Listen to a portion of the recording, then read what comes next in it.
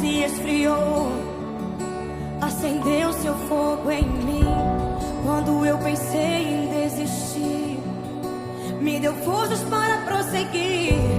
Quando tudo diz que não, sua voz me acalma e diz pra confiar em ti, pra esperar o teu agir. Deus, a minha força é o teu poder. Eu sei que tens o melhor pra mim. Os seus planos não se frustrarão. Sua palavra vai cumprir em mim, pois não há outro como tu. Amados, nessa noite eu quero compartilhar um texto da palavra de Deus com você. E eu quero falar sobre a providência divina. A provisão divina. E a pergunta é a seguinte: posso confiar na provisão divina? Será que nós podemos de fato confiar na provisão divina? Eu convido você a abrir a sua Bíblia no segundo livro dos Reis. Está no Antigo Testamento, no seu capítulo de número 4. Vamos ler apenas 7 versículos desse capítulo 4. Segundo livro dos Reis, capítulo 4.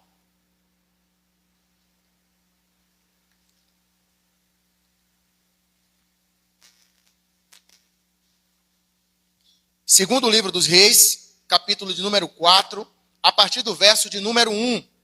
Leremos do verso 1 ao verso 7. Falaremos hoje se de fato nós podemos confiar na provisão divina. Está escrito assim: certo dia, a mulher de um dos discípulos dos profetas foi falar a Eliseu: teu servo, meu marido, morreu, e tu sabes que ele temia ao Senhor. Mas agora veio um credor que está querendo levar meus filhos como escravos. Eliseu perguntou-lhe: como posso ajudá-la? Diga-me o que você tem em casa.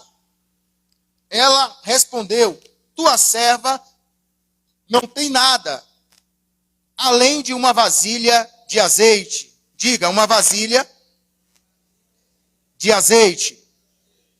Então disse Eliseu: vá pedir emprestadas vasilhas a todos os seus vizinhos, mas peça muitas. Depois entre em casa com seus filhos e feche a porta. Derrame daquele azeite em cada vasilha e vá separando as que você for enchendo. Versículo de número 5. Depois disso, ela foi embora, fechou-se em casa com seus filhos e começou a encher as vasilhas que eles lhe traziam. Quando todas as vasilhas estavam cheias, ela disse a um dos filhos: traga-me mais uma. Mas ele respondeu: já? Versículo 6. Quando todas as vasilhas estavam cheias, ela disse a um dos seus filhos: tragam-me mais uma. Mas ele respondeu: já? Acabaram. Então o azeite parou de correr. Então foi e contou tudo ao homem de Deus, que lhe disse: vá, venda o azeite e pague as suas dívidas, e você e seus filhos ainda poderão viver do que sobrar. Você pode dizer amém? Obrigado, Senhor, por essa palavra nessa noite, que o Senhor vai ministrar aos nossos corações. Senhor, nós oramos em especial por essa família tão amada e tão maravilhosa que está vivendo esse momento marcante, mas nós não temos dúvida de que a tua presença tem se feito real entre eles, Senhor. Nós te agradecemos por tudo que o Senhor tem feito, mas fala aos nossos corações através da tua palavra. Abençoa cada irmão e cada irmã que cooperaram financeiramente através do dízimo, das ofertas. Ofertas que foram depositadas no gasofilaço de forma voluntária, não por opressão, conforme está escrito em tua palavra, não com tristeza, nem por necessidade. Pois o Senhor ama que dá com alegria. Mas nessa noite queremos aprender, Senhor, com base na tua palavra, se de fato nós podemos confiar na provisão divina. Fala conosco. Em nome de Jesus. Amém. Posso confiar na provisão divina? É uma pergunta que pretendo responder no decorrer dessa mensagem. Nós estamos vivendo uma época na qual há um investimento para colocar a nossa fé em Deus em questão. Todos os momentos, constantemente, através das adversidades da vida e através das circunstâncias, parece-me que a nossa fé, ela é testada. A nossa fé está sendo ali provada. E nós, às vezes, precisamos, de fato, nos fazer essa pergunta: eu posso confiar na provisão divina? O texto que nós acabamos de ler é um texto que fala sobre a provisão divina. Esse texto diz que essa mulher tinha um marido e esse marido morreu. E ela vai até o profeta. E ela vai compartilhar com o profeta a sua atual situação. E ela diz: certa mulher, das mulheres, dos discípulos dos profetas, clamou a Eliseu dizendo: meu marido, teu servo, morreu. E tu sabes que ele temia ao Senhor. É chegado o credor para levar os meus filhos para fazer dele escravos. Ou seja, esse marido que morreu, ele não deixou uma herança. Esse marido, ele deixou uma dívida. Tem maridos que quando morrem, deixam uma herança, uma casa, um carro, um seguro de vida. Mas não foi o caso desse marido aqui. Esse marido morreu e ele deixou boletos para ser pago. Ele não deixou herança. Eu lembrei de um conselho que um pastor me deu aqui em São Paulo. Eu gosto muito de ouvir pessoas que têm uma idade mais avançada. Eu não sei se é uma velhice precoce, mas eu gosto de andar com os velhinhos. Eu gosto dos velhinhos. Porque a experiência se adquire com o tempo. É com o passar dos anos que se adquire a experiência. E um pastor com a idade mais avançada que a minha, ele disse para mim: Emerson, eu vou te dar um conselho. Não ponha todos os ovos em um único cesto. Separe. Ele estava dizendo para mim que, mesmo sendo pastor, você precisa ter outros investimentos. Não depender de um único investimento, se tratando da igreja local.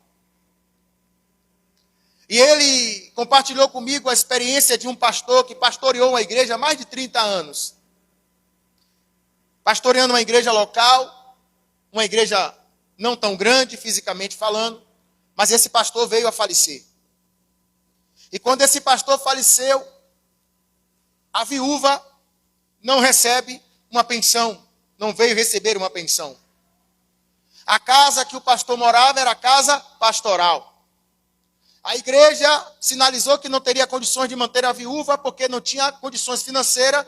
Logo, a igreja teria que ter uma estrutura para o próximo pastor que iria tomar conta da igreja.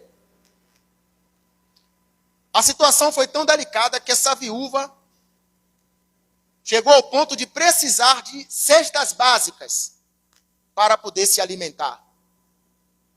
30 anos que aquele pastor cuidou daquele rebanho, mas agora o rebanho está agora de olho em outro pastor.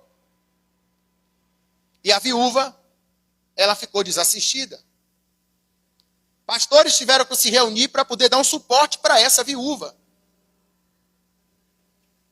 para ela se alimentar. Porque o marido morreu. E às vezes o pastor vive esse dilema. Às vezes há uma preocupação com o pastor, não com a mulher do pastor, não com o filho do pastor, mas com o pastor. Se o pastor está sendo útil, a família é abraçada. Se o pastor não é útil, a família, ela dá seguimento à sua vida. E esse pastor falou: não ponha todos os ovos em um único cesto. Um outro pastor da Bahia, pastor Eudes Cardoso, estávamos conversando sobre um jovem que está se inclinando para o ministério pastoral. e eu compartilhando com ele, o pastor falou, o primeiro conselho que eu dou para ele é se qualificar profissionalmente. Primeiro ele se qualifica de forma profissional, depois ele vai poder focar no ministério pastoral. Primeiro, se qualifique. Depois você vai pastorear o rebanho. Às vezes é a realidade que nós vivemos. É a realidade do ser humano. O pastor Ricardo, um professor de seminário, ele compartilhando em sala de aula que ele passou por uma dificuldade financeira tão grande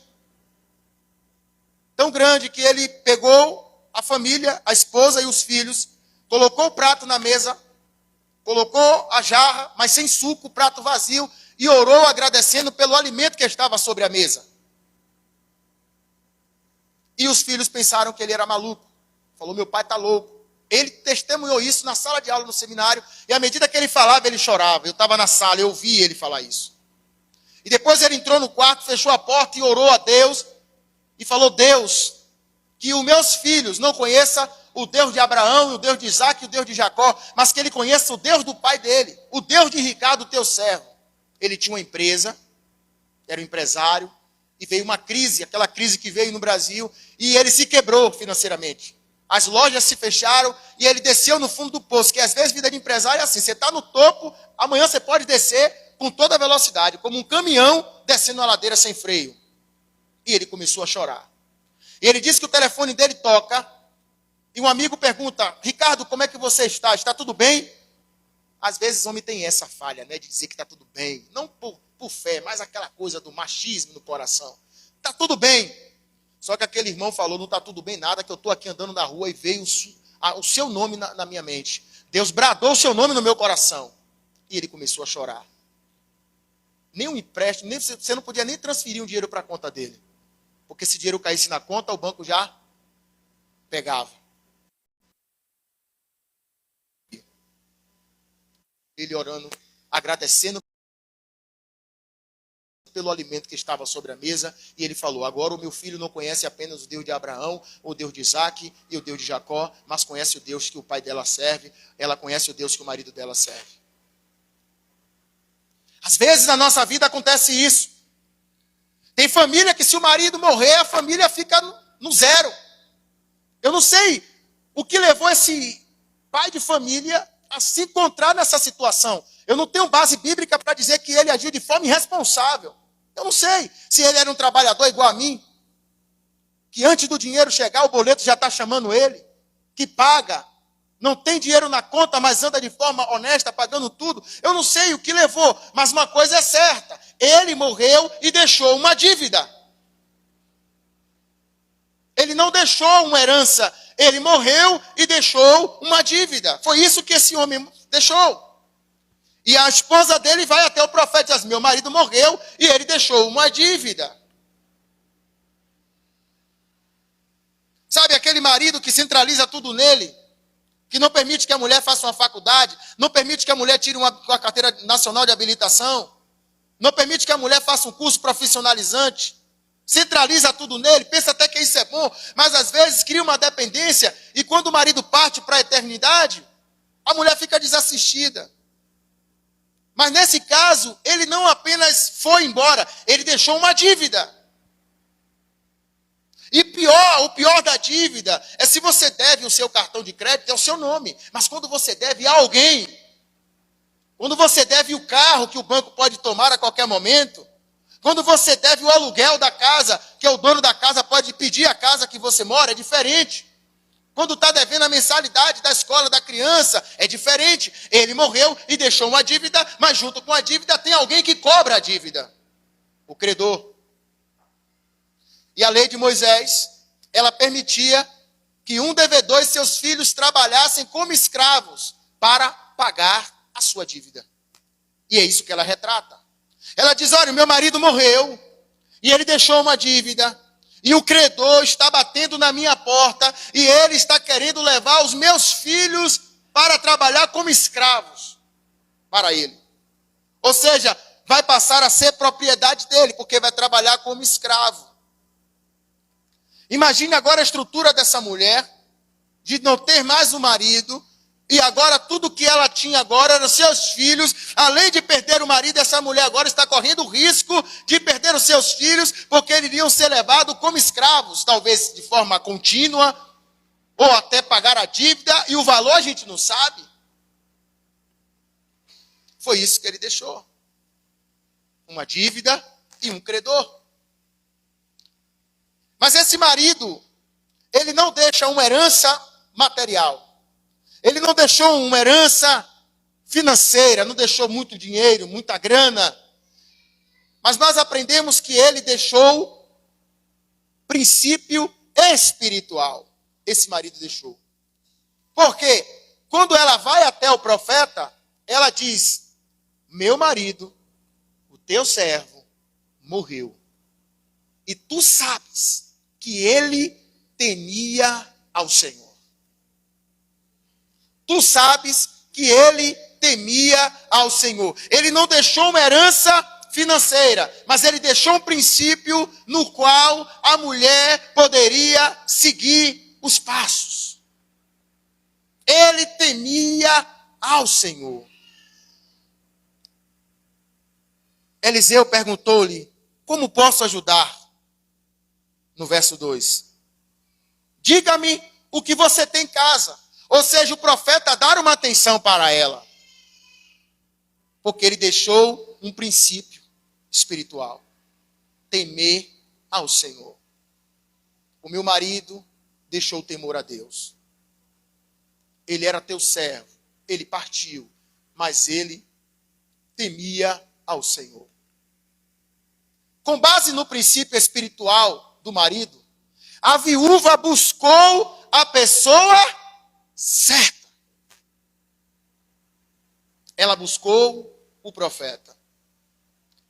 Todos nós estamos sujeitos a passar por adversidades, por dificuldades, enfrentar tribulações, se deparar com obstáculos, e não é algo que você pode programar, é algo que ocorre na incerteza da vida terrena. Mas quem devemos buscar? Quando ela busca a pessoa certa, quando ela busca o profeta, ao buscar o profeta, ela está buscando Deus. Ela está buscando a presença de Deus. Nos momentos adversos da vida, nos momentos difíceis da vida, temos que buscar a Deus. Busque a Deus. Buscar a pessoa certa é buscar a Deus. E foi isso que ela fez. Quando ela vai até o profeta, ela sabia que o profeta era a voz de Deus na terra. Buscar ao profeta era buscar a Deus. Quem você tem buscado? Quando você se depara com as circunstâncias da vida, você busca quem? A quem você recorre? Às vezes a dificuldade da vida ela é uma bênção para nós, porque ela nos aproxima da dependência de Deus. Aqueles momentos que nós olhamos para o lado, para o outro, e não encontramos solução, e a gente diz: Senhor, eu busco a Ti nesse momento. Ela buscou a Deus.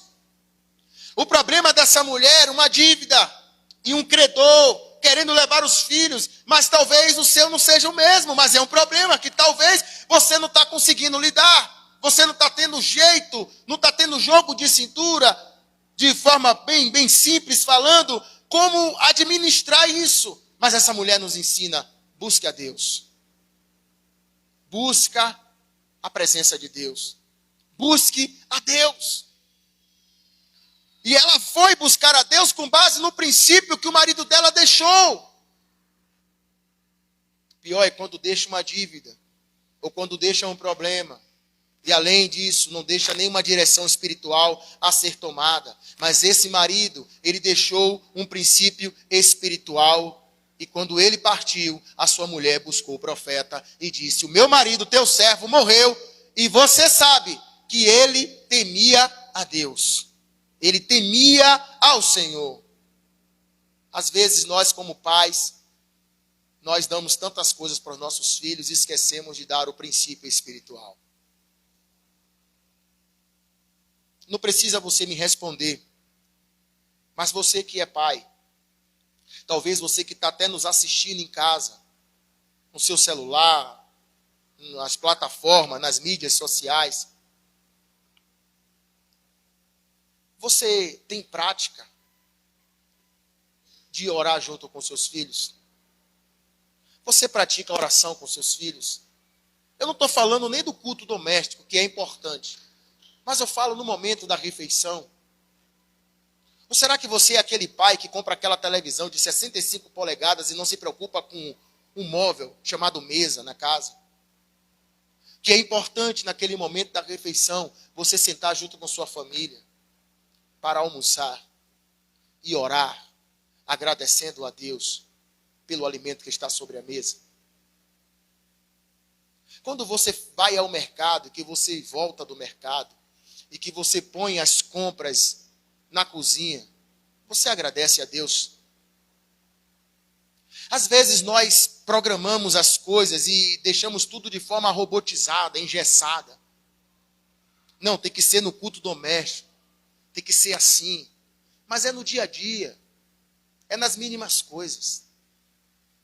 Não é apenas em um momento específico que o seu filho tem que ver o temor que você tem a Deus, mas é no dia a dia. É quando você vai ao mercado e faz as compras. É quando você compra um móvel, uma cama, um guarda-roupa, um rack, uma geladeira nova. É quando você vai tomar café junto com seus filhos e você ora agradecendo pelo pão que Deus colocou na mesa. É quando você vai almoçar ou jantar, independentemente do cardápio, você diz: Senhor, te rendo graças por esse alimento que está sobre a mesa. Abençoa não somente a minha casa, mas abençoa aqueles que têm necessidade. E que se eles baterem na minha porta, que eu tenha algo para dar. Você faz isso. Isso é princípio espiritual.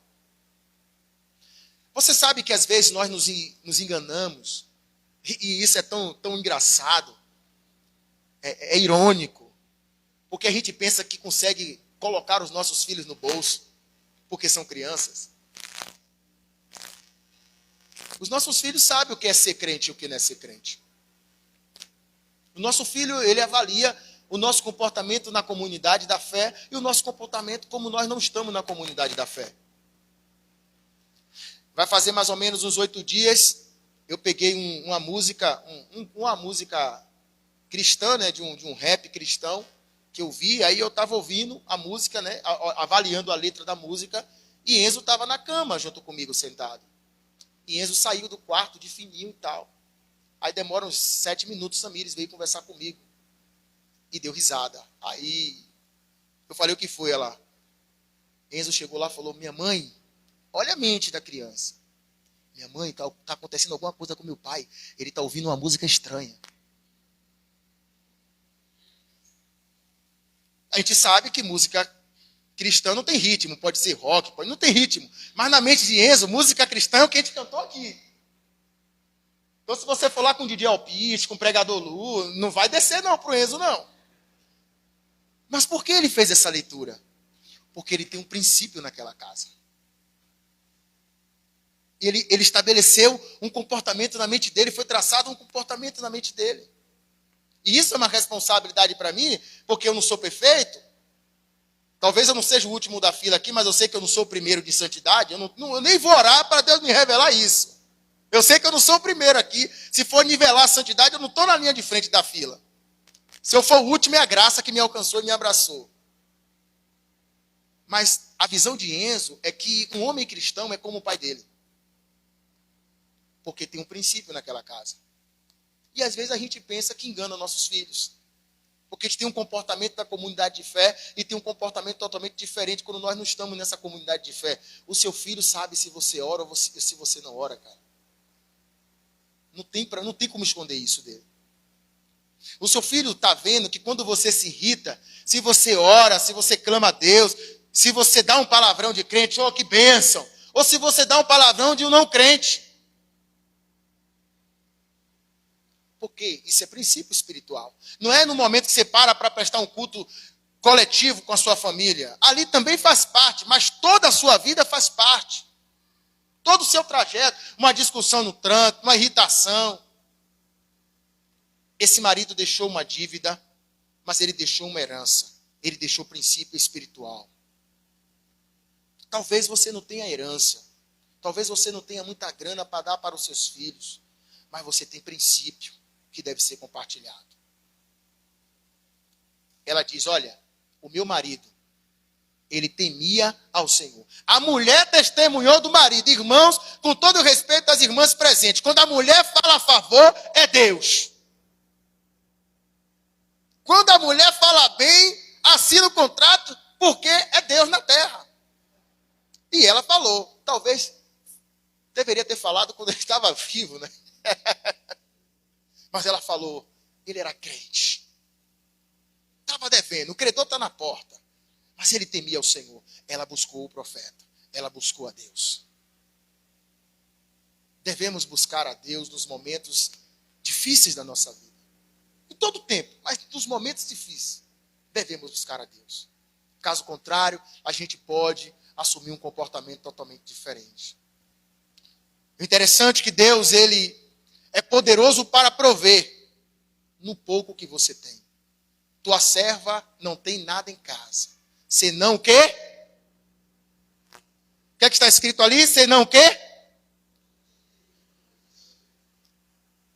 Isso é magnífico, irmãos.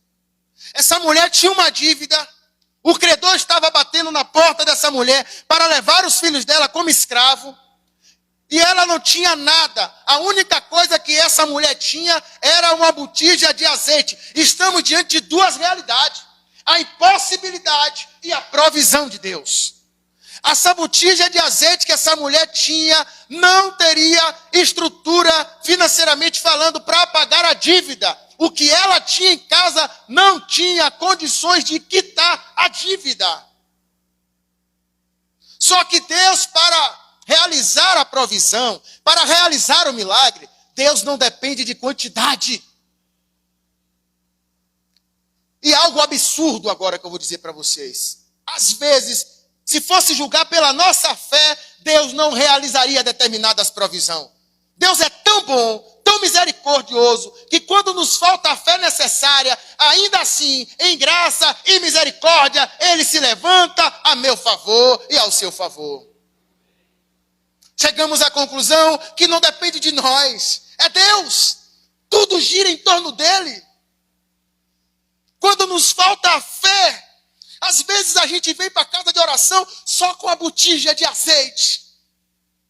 Tem domingo que a gente vem animado, vem pulando. Dá bom dia ao gari, dá bom dia ao policial. Saúda ao mendigo com a paz do Senhor. E não é aquela paz Senhor rápido não, porque tem uns irmãos que dá paz Senhor. Você não sabe se é paz do Senhor ou se passeou. É paz Senhor. Mas você vem tão animado que você diz assim, a paz do Senhor e Salvador Jesus Cristo que morreu e ao terceiro dia ressuscitou. Aí o mendigo olha para você e diz, não é, alguma coisa aconteceu aí. Tem dia que a gente está assim, animado, motivado, empolgado, naquela coisa. Mas tem dia, irmão, que se alguém dá bom dia a você, você o quê? Você me xingou? Tem dia que você está assim. Tem dia que você olha para a situação, você olha para a circunstância e você diz, Senhor, como é que eu vou resolver esse problema? Se eu não tenho nada, a única coisa que eu tenho é uma botija de azeite. Só isso que eu tenho. E quando a gente pensa no credor, é alguém que está ali, sabe? Que está te chamando a atenção. E aí, cara, vamos resolver o BO? Só que Deus não depende da quantidade que está na minha mão e na sua para fazer o milagre. Essa mulher não tinha nada, a não ser uma botija de azeite. Ao cair da tarde, vieram os discípulos a Jesus e lhe disseram, está em Mateus capítulo 14, a partir do verso 15, disseram, o lugar é deserto. Olha a impossibilidade. Aqui é uma ocasião na qual a multidão estava seguindo a Jesus, seguiu a Jesus, só que chegou num local deserto, a hora já estava se passando e não tinha como alimentar a multidão.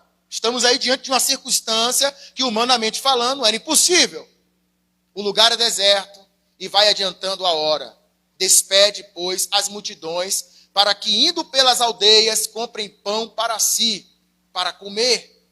Jesus, porém, lhe disse, não precisam retirar-se. Dai-lhes vós mesmo de comer. Jesus mandou os discípulos dar de comer. Não, dê vocês mesmos a ele de comer. Aí os discípulos já entram no parafuso. Peraí, o lugar é deserto. Vai comprar pão aonde? A gente começa a pensar de forma humana. A gente começa a avaliar as circunstâncias de forma humana. Dai-nos vós de comer. Mas eles responderam, não temos aqui senão o que ali, irmãos? Fale com voz, como lindo coral, não temos o quê? 5 pães e 2 peixes. Pronto, 5 pães e 2 peixes. Eu não quero chamar você de mal educado, não tem nada a ver com você. Mas talvez 5 pães e 2 peixes não dá para nem você comer, tá? Mas eu sei que você está na dieta. Mas vamos lá. 5 pães e 2 peixes. Então ele disse, trazei-mos. E tendo mandado que a multidão se assentasse sobre a relva, sobre a grama, tomando os 5 pães e os 2 peixes, erguendo os olhos aos céus, abençoou. Depois, tendo partido os pães, deu-os aos discípulos, e estes às multidões. Todos comeram e se fartaram, e dos pedaços que sobraram, recolheram ainda 12 cestos cheios. E os que comeram foram cerca de quantos? Nada contra as mulheres e crianças, mas vocês não foram contabilizadas, tá? Além de mulheres e crianças.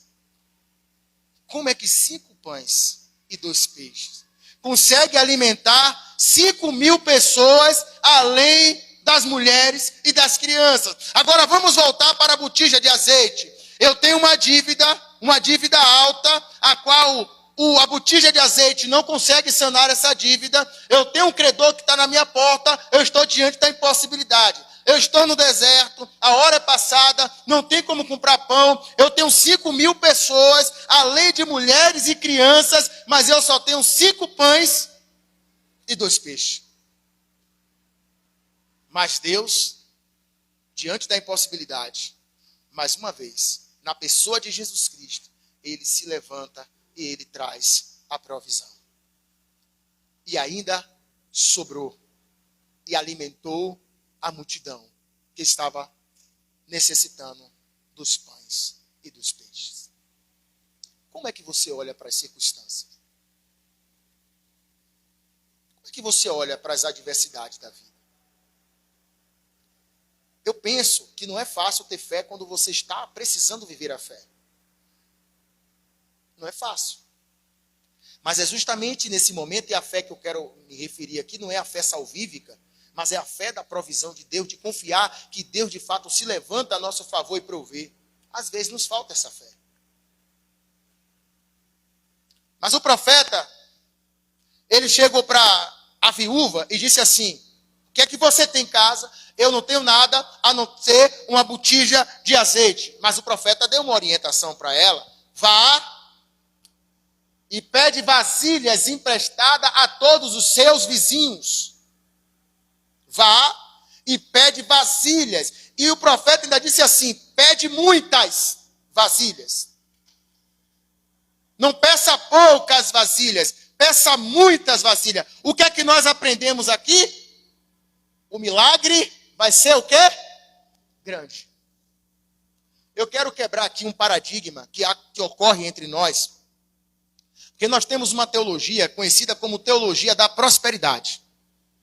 O que é a teologia da prosperidade? É que tudo tem que dar certo, que Deus tem que fazer de você rico, você tem que ter, e se você der R$1 na igreja, Deus vai te dar 10. Fizeram de Deus uma agiota. Por isso que tem pessoas que dão R$10, porque no mínimo ele quer R$10,10. Se ele der 10 e Deus der 9, ele diz, não, senhor, o senhor errou no cálculo aí. Então eu vou dar 10, o senhor vai me dar R$10,10, porque eu estou te emprestando, e o senhor é dono do ouro e da prata, você vai pagar com juro, né, irmão? Essa é a ideia da teologia da prosperidade. Eu vou fazer para Deus me abençoar. Eu vou dar para Deus me dar em dobro. Eu vou dar 100, porque Deus no mínimo vai me dar 150. Eu não vou dar 100 para Deus me dar 90. Eu vou dar R$100 na igreja para Deus me dar R$10. Não. Esse cálculo não bate. O meu cálculo é 100 para 110. Só não vou querer 100 para 130, porque aí eu sou agiota, estou cobrando 30% de juros de Deus, então, para eu não ser uma agiota, eu só quero 110. Mas a gente quer sempre levar vantagem. Quer sair na frente. Essa é a realidade.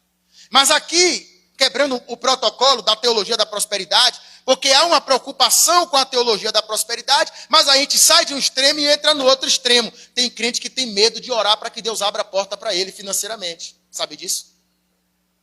Ele tem medo disso, porque ele está pensando na teologia da prosperidade. Esse texto que nós acabamos de ler, eu aconselho você a ler de novo em sua casa, papirar, estudar, riscar, marcar, grifar. É um texto que está falando da provisão de Deus. É um texto que está falando do milagre que Deus realizou. E o milagre aqui foi financeiro. Agora, é claro que eu não vou fazer um culto na Igreja Batista em Vila Gustavo, culto dos empresários, para que vocês fiquem ricos. Mas se um empresário me procurar para orar por ele, eu vou orar por ele para que a empresa dele prospere. Se um pai de família que está desempregado e precisa sustentar a sua família, precisar de uma oração, não só minha, porque não tem oração de pastor e oração de irmão, para mim oração é tudo igual, a diferença do pastor é que o BO está no pastor, é ele que assume o BO. É isso que me difere de você, tá? Eu respondo juridicamente, mas espiritualmente falando, você ora em nome de Jesus, eu oro também em nome de Jesus, não há diferença entre nós. Não há diferença. Mas, se o irmão nos procura, um pai de família, nós temos que orar. Não é pecado. O milagre aqui foi financeiro. E Deus, ainda hoje, faz milagres na vida financeira de irmãos e, às vezes, na vida financeira da igreja. Pastor Marco Perim, da Igreja Batista Regular da Pituba, na cidade de Salvador. Fazendo a live, um brasileiro que estava fora do país, segue a página no YouTube, segue a página no Instagram e abençoou com $40 mil a igreja. E o pastor a igreja estava passando por um momento de reforma e foi uma resposta. Deus abriu a porta. Deus faz milagre. Deus pode mover o coração de um irmão para abençoar outro irmão. Deus pode fazer um milagre na vida de um irmão que está passando por necessidade e um outro irmão que foi abençoado, quando ele chegar no mercado, o Espírito Santo bradar no coração e dizer assim, abençoe o meu servo. Eu creio nisso. E você fazer as compras e o irmão não entender nada e fica na paz, não conta para ninguém, Deus mandou, só fiz obedecer. Aqui foi um milagre financeiro. Só que a gente está tão preocupado com a teologia da prosperidade que a gente pensa que não pode orar para que Deus realize o milagre financeiro na minha vida. Você pode orar por tudo que envolve a vida de um cristão. Pela família, pelo trabalho, pelo emprego, pela sua qualificação profissional, pela sua família. Nós temos que orar, porque se o crente não vai pedir a Deus, ele vai pedir a quem, irmãos? Ele vai pedir a quem? Aqui, estamos diante de um texto que fala do milagre financeiro. E a palavra do profeta foi, pede vasilhas a teus vizinhos, mas não pede poucas, pede muitas. Ou seja, grande vai ser a bênção que vai chegar. Grande vai ser o milagre que Deus vai realizar. E o que é que essa mulher faz? Ela obedece o profeta. Ela obedece a palavra do profeta. Ela obedece a orientação do profeta. Mas nós percebemos uma coisa na vida dessa mulher. Essa mulher, de forma bem camuflada, ela tem algumas virtudes, sabe? A primeira virtude é que ela aprendeu o princípio deixado pelo marido, que ele temia o Senhor, então ela vai ao profeta. Ela poderia ter procurado outras pessoas, um vidente, mas ela procurou o profeta. Se ela procurasse o vidente, o marido dela não estava mais vivo para questioná-la, mas ela não, ela procurou o profeta. Olha a virtude dessa mulher. A segunda virtude dessa mulher, ela tinha uma boa relação com os vizinhos. Se Deus mandasse você pedir vasilhas emprestadas a teus vizinhos, será que você iria receber essas vasilhas? Ou uma garrafa de cândida na cabeça? Ela tinha uma boa relação com a vizinhança.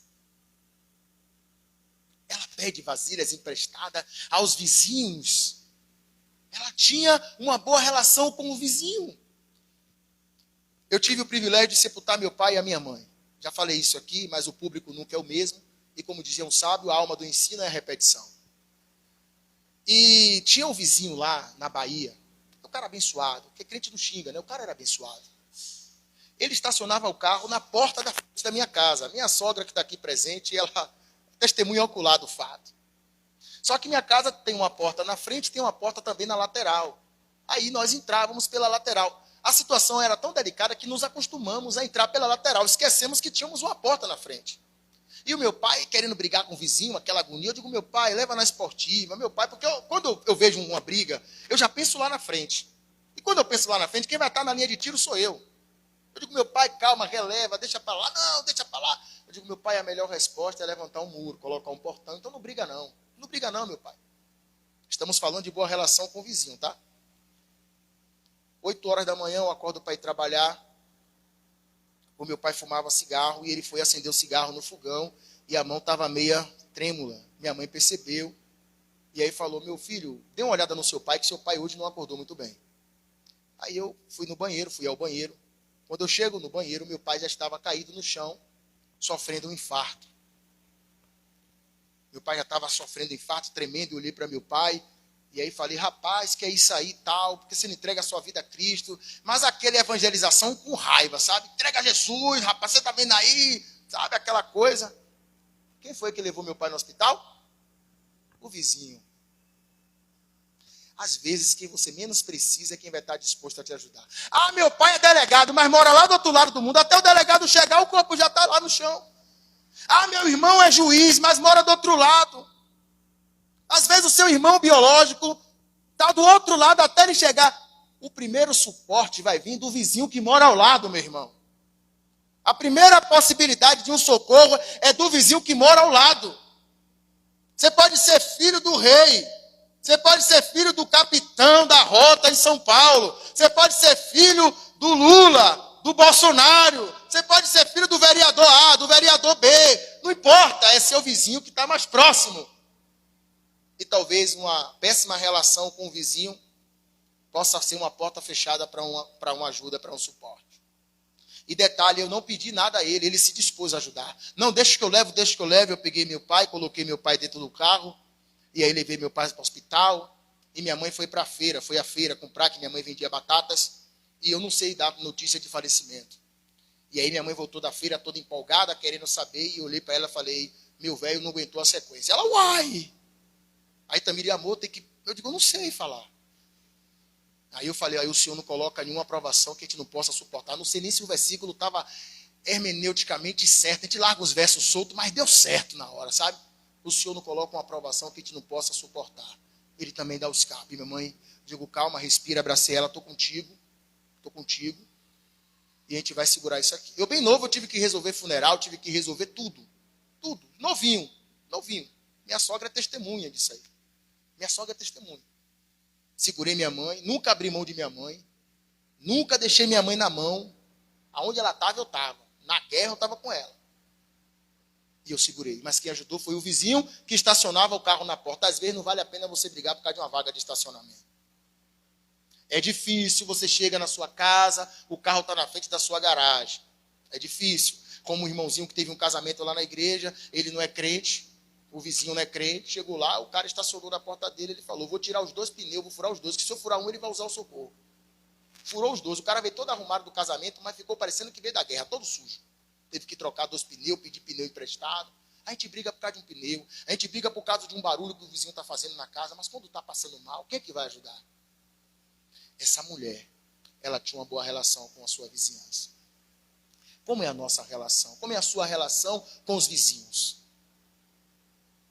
Se você dependesse dos seus vizinhos para Deus realizar um milagre, esse milagre aconteceria? Será que sim? Será que não? São perguntas que a gente precisa estar fazendo para nós. Então disse ele, vai, pede emprestadas vasilhas de todos os vizinhos, vasilhas vazias, não poucas, porque grande vai ser o milagre que Deus vai realizar. A nossa relação, ela precisa ser boa com nossos vizinhos. Um amigo colocou várias palavras difíceis de pronunciar, tipo proparoctoxinamato, uma das. Imagine umas 4 nessa pegada aí. Aí ele colocou assim, palavra difícil de pronunciar. Aí tinha tudo assim nessa pegada. Sabe qual foi a última palavra? Uma pegadinha. Perdão. Não é difícil de pronunciar essa palavra, perdão? Porque mexe com o nosso ego. Porque quando você pede perdão, você está se humilhando. Por isso que aquele que se humilha, não é aquele que é humilhado, é aquele que voluntariamente se humilha, será exaltado. Às vezes, para a nossa relação ser boa, precisamos pedir perdão. Me perdoe, vizinho. Me perdoe por isso, me perdoe. Mas em busca da paz, eu vou ceder para que a gente possa caminhar em paz. Porque às vezes se acontecer algo com a sua casa, com a sua família, com seus filhos, ainda que você ligue para a polícia, para o corpo de bombeiro, mas a pessoa mais próxima é o seu vizinho. A pessoa mais próxima é o vizinho. Que vai estar ali para ajudar, que vai estar ali para dar o suporte, que vai estar ali para dar os primeiros socorros. É o vizinho. Nós, no domingo passado, tivemos um incidente, a Nívia vai até agradecer a igreja, no final, pela oração. O neto caiu, e aí bateu a cabeça. Quando nós chegamos no hospital, teve uma discussão entre o médico e o cirurgião, a equipe de técnica, porque eles falaram que tinha afetado o crânio diante da profundidade. Eles não acreditaram que aquela criança estava viva, porque ela caiu com a quina, com a nuca na quina da escada. A gente ligou para a SAMU, Léa ligou para a SAMU, todo mundo mobilizando, mas quem foi que deu o contato, o combate? Quem acertou o alvo? O Silvio.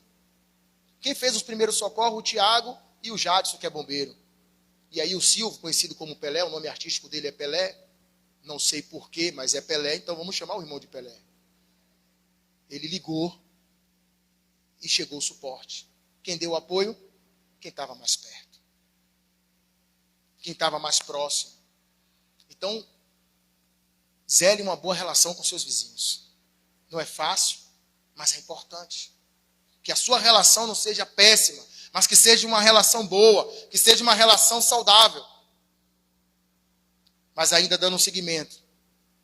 Um bom testemunho faz a diferença na vida do servo de Deus. Perceba, irmãos, no verso que está ali, no verso 7, que diz assim: ela foi, contou tudo ao profeta, porque na hora que ela está enchendo as vasilhas já tinha acabado e ela pede mais vasilhas para o filho. Traz mais. Aí o filho falou assim: acabou as vasilhas. Se você ler na sua Bíblia, não vai estar escrito na sua Bíblia, acabou o azeite. Você pode conferir, eu encorajo você a conferir. O azeite parou. O azeite parou. O azeite não acabou. O milagre não acabou. Acabou a vasilha. O azeite não pode ser desperdiçado, não vai cair no chão. É para cair nas vasilhas. O azeite parou. Então ela chega para o profeta e diz: olha, acabou a vasilha, já encheu tudo. Aí o profeta diz assim: vá, venda o azeite. E está escrito o que aí? Macupõe, venda o azeite e o quê? Venda o azeite e pague bom testemunho. Ai, Deus me abençoou, vou no shopping. Paga a dívida, irmão. Ah, Deus me abençoou, agora é um iPhone, hashtag selfie. Não, pague a quem você está devendo, meu irmão. Ah, Deus me abençoou, vou trocar de carro. Paga a quem você está devendo. Porque quem você está devendo, a quem você está devendo, ele está olhando você, está dizendo: está aí, eu trocando de carro e não paga o dinheiro que deve. Primeira coisa que o profeta falou: pague a quem você deve. Interessante que quando Paulo escreve a carta para Timóteo, se tratando da caminhada do pastor, aquele que deseja o episcopado, excelente obra deseja, uma das considerações que Paulo faz é bom testemunho com os de fora. Que não adianta a gente dizer que é crente e comprar 1 quilo da farinha e não é que você não paga, esqueceu o que ia pagar. Mas o dono da quitanda lá, do armazém, do mercado, ele não sabe que o cara tinha amnésia, por isso que ele esqueceu. Ele vai dizer que ele é um crente que compra e não paga.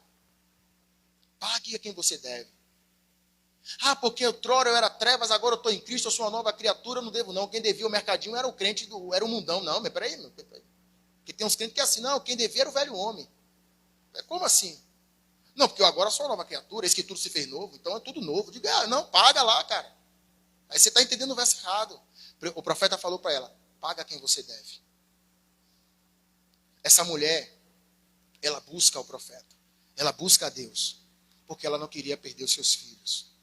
Ela não queria a ausência dos seus filhos. Ela queria estar presente. E o profeta falou: pague a quem você deve. Um bom testemunho faz a diferença. Um bom testemunho, ele faz toda a diferença. Infelizmente, existem pessoas que não querem negociar com o crente. Ah, crente é enrolado, ainda usa a Bíblia. Ainda cita versículo bíblico. Infelizmente acontece, não é o seu caso. Mas, perceba, se você tem uma dívida e a bênção de Deus chegar sobre a sua vida, priorize a dívida. Priorize pagar a quem você deve. Ou seja, estamos falando aqui de regularizar tudo. Nós estávamos pensando em fazer um gabinete. Cogitou-se fazer na frente, cogitou-se fazer ao lado, cogitou-se fazer ao fundo. E aí ficou a dúvida. E a nossa dúvida era o quê? E a lei? Como é que, e se chegar à prefeitura? Imagine a igreja ser notificada porque fez algo fora do padrão. A igreja. Imagine o BO chegando lá, o que é isso aqui? É uma igreja. A gente vai fazer no interior da igreja. Talvez não seja um lugar apropriado, talvez não seja confortável, mas é dentro da lei. Ou seja, regulariza tudo. Não adianta ter algo bonito, mas fora da lei. Então pague a quem você deve. E às vezes, irmãos, Deus nos dá a oportunidade de pagar a quem nós estamos devendo e a gente vai e investe o dinheiro em uma outra coisa. Isso é uma atitude errada. O profeta falou para ela: e Deus vai fazer um milagre financeiro, mas paga a quem você deve. Sabe por quê? Quem deve também precisa receber a bênção, amém? Ele está orando para você pagar ele. E que Deus ouça essa oração. Regularize-se. Pague a quem você deve. Antes da provisão divina, a viúva necessitava. Mas após o milagre, sobrou. Olha que coisa sobrenatural. Aonde só tinha uma botija, agora tem de sobra. E a pergunta é: podemos confiar na provisão divina? Claro que sim. O segredo não é a mulher, o segredo não é os filhos. Claro, esse texto está dizendo que então, o segredo é porque ela buscou Deus. Vai, vende o azeite. Nos momentos adversos da vida, busque a Deus.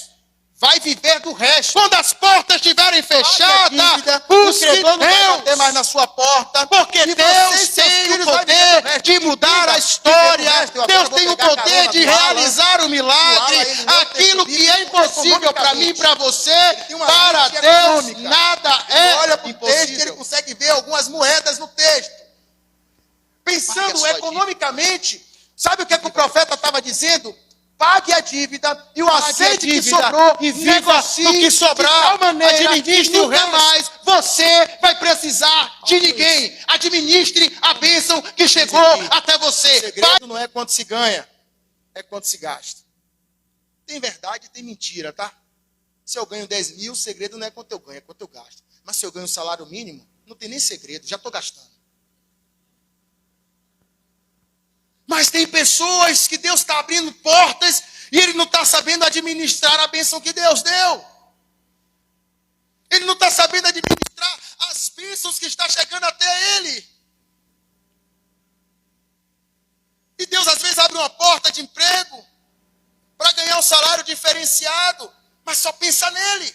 Esses vizinhos, eles foram abençoadores. Você sabe disso? Porque eles poderiam não emprestar as vasilhas. Eu só não consigo observar que ela tinha uma boa relação com os seus vizinhos, mas eu também observo que os vizinhos, eles foram abençoadores. Eles emprestaram a vasilha. E às vezes Deus vai contar com a sua vasilha para realizar o milagre na vida de alguém. E não se apegue à vasilha, empresta a vasilha. Tem pessoas que ela não consegue abençoar.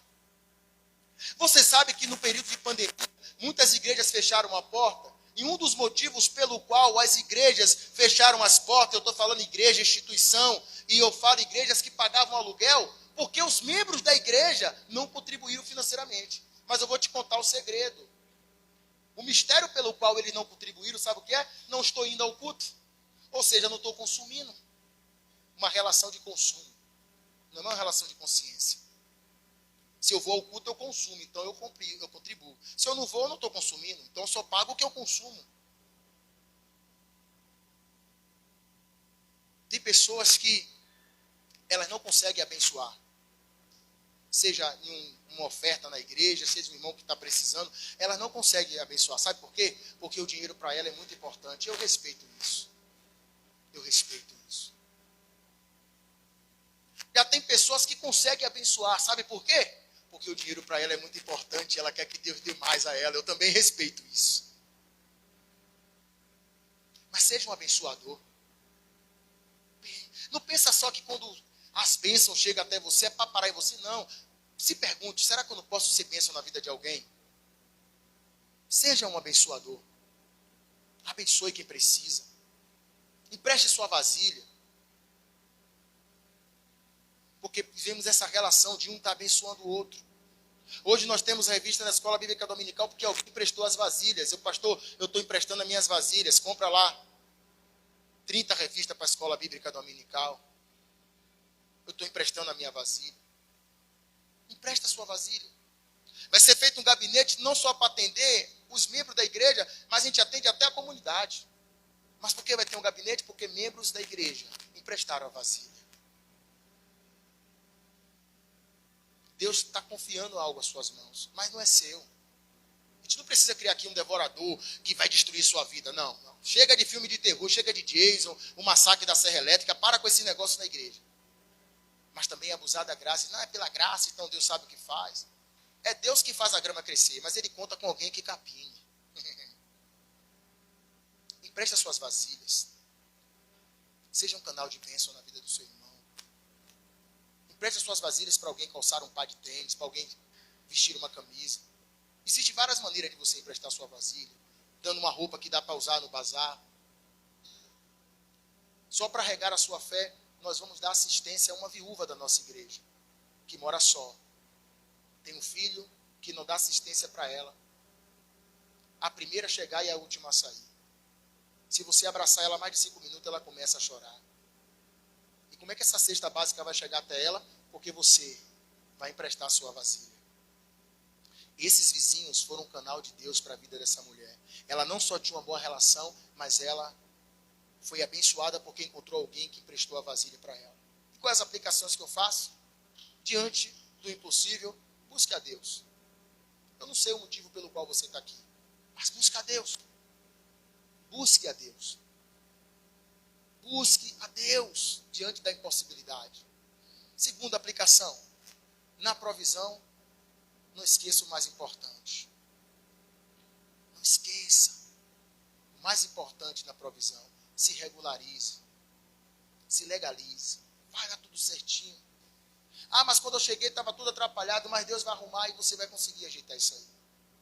Para você poder andar de cabeça erguida. E a terceira, sim, irmãos, nós podemos confiar na provisão de Deus. Se coloque de pé, por favor. Eu não sei quantas vasilhas você tem em casa de azeite. Eu não sei se você está na situação da viúva que precisa que alguém empreste a vasilha e que Deus realize o milagre. Ou eu não sei se você está na condição daquele que vai ser resposta de Deus para a vida de alguém que está precisando. Mas eu quero encorajar a você nessa noite. Busque a Deus. Busque a Deus. Enquanto a igreja ora, eu quero perguntar se nessa noite temos alguém entre nós que quer entregar a vida a Cristo Jesus. Talvez você tenha frequentado os cultos, Deus tem falado ao seu coração, você tem sido ministrado pela palavra do Senhor. Você vai no domingo, vai no outro domingo, está nessa guerra constante. Mas eu não posso deixar de fazer essa pergunta para você. Não tente lutar com suas forças, na força do seu braço, confiando em você mesmo, porque você não vai conseguir. Não é uma palavra desanimadora, é porque não dá para lutar confiando em nós, mas dá para lutar confiando em Deus. Temos alguém nessa noite que nos dá o prazer da visita, que quer entregar a vida a Cristo Jesus, que quer buscar a Deus, entregando a vida a Ele como o único e suficiente Salvador. Se temos aonde você estiver, você só vai dar um sinal com sua mão, porque eu quero te conhecer. É uma decisão que ninguém pode tomar por você. É uma decisão que você pode tomar. Eu não posso aceitar a Jesus, entregar a minha vida a Cristo, mas você pode por você. Eu fiz a escolha, mas cabe a você fazer a sua escolha. Temos alguém nessa noite que quer entregar a vida a Cristo. aonde você estiver, você dá um sinal com sua mão e você fará dizendo: eu quero buscar a Deus. Vamos orar ao Senhor. Obrigado, Senhor, por esse texto que está em 2º livro dos Reis, capítulo 4, do verso 1 ao verso 7. Um texto que nos ensinou nessa noite, Senhor, a buscar ao Senhor nos momentos difíceis da vida. O Senhor fez um milagre financeiro na vida dessa mulher. Antes dela buscar a tua ajuda na pessoa do profeta, ela estava devendo e tinha um credor querendo levar os seus filhos para trabalhar como escravo. Mas depois da provisão do Senhor, ela não apenas pagou a dívida, mas ela viveu o que sobrou. Quando tua bênção chegar sobre a nossa vida, que tenhamos essa responsabilidade de pagar aquilo que nós devemos, regularizarmos, Senhor, para que de fato possamos